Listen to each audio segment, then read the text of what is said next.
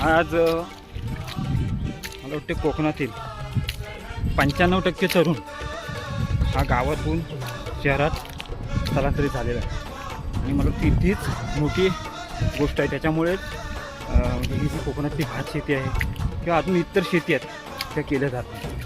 कारण जो तरुण वर्ग हाच जर गावातून शहरात गेला असेल तर शेती करणार कोण? राहिलेत ते फक्त म्हातारे कोतारे.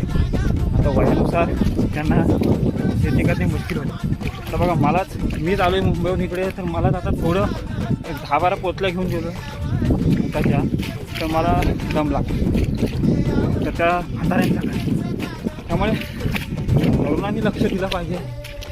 तरुण जेव्हा आपल्या शेतीकडे वळतील तेव्हा तुमच्या जमिनी पण चांगल्या प्रकारे राबल्या जातात.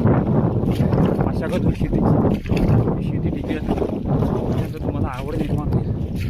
कारण आतापासून तुम्ही जर तुमची आवड म्हणजे खर्च आहे म्हणून शेती करायची नाही कराल तर मग ती शेती अजून 5-6 वर्ष किंवा 10 वर्षानंतर रिलायन्स येईल इकडे किंवा अंबानी येईल या जमिनी घेणार आहे, हे नक्कीच आहे.